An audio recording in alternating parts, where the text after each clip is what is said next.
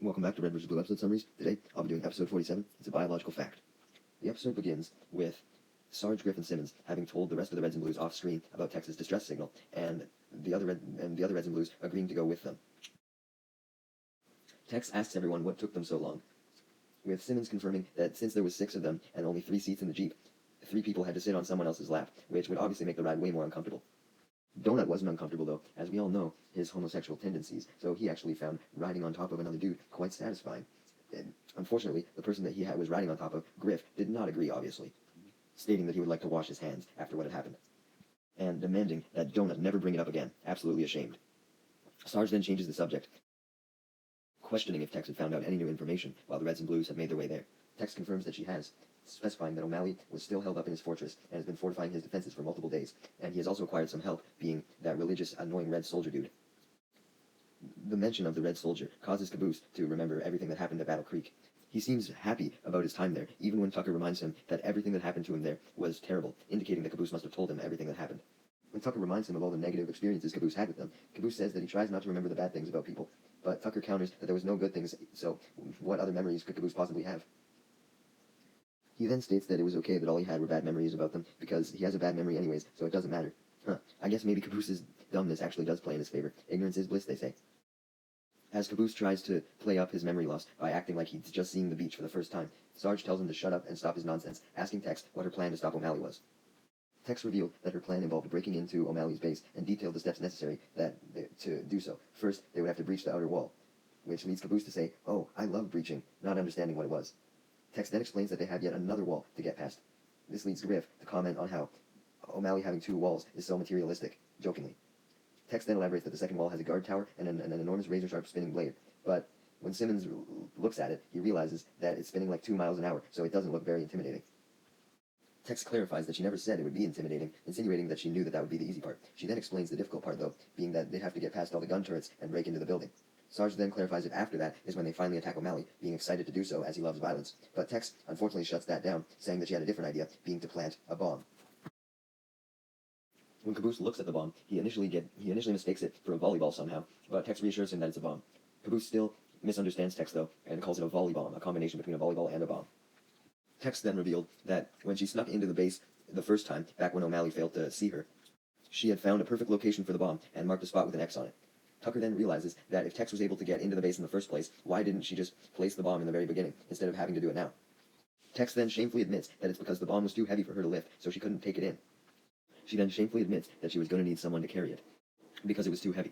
Griff and Simmons ask her to repeat herself, in utter disbelief that there was actually a weakness that Tex had, and that she was willing to admit it.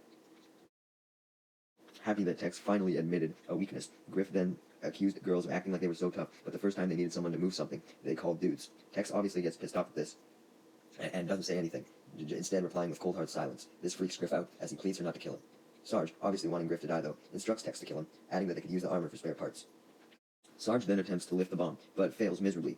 Caboose adds that he can carry it, with Tex obviously in doubt, as Caboose was the stupid one. There's no way he could lift a bomb, right? Even though strength is obviously not linked to intelligence at all. This is what Tucker mentions when he says that he knew that Caboose actually had crazy strength, claiming that it was God's way of compensating for giving him a terrible mind. Caboose then, in fact, proves that he can lift the bomb, as he does so successfully. Sarge is very impressed by this, stating that Caboose was like an ox. Caboose, thinking Sarge was serious, then states that he has no horns or lumberjack friends, so there's no way he could be an ox. Griff then doubts that the bomb could actually be that hard to lift, thinking that Caboose was getting unnecessary praise, so he tries to lift it, and when he does, he also fails miserably like Sarge did, so he hands it off to Caboose. With the group in agreement, Sarge then states that it's finally time that they storm into O'Malley's base, instructing that they were going to blow up O'Malley, leave Griff for dead, and maybe even find some clues about what happened to Church and Lopez along the way.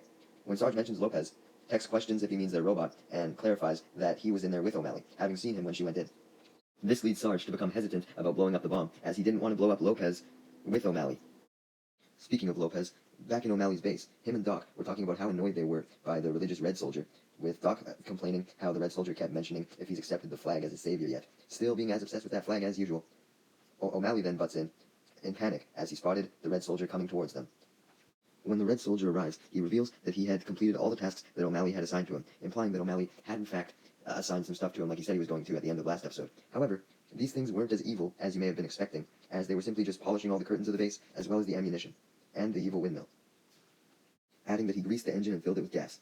Ironically, he thought that these were deeds that were meant to purify his soul, although O'Malley intended for them to be rottening your soul, as they were evil. But we all know that O'Malley sees everything as evil, even things like these that obviously are just random things.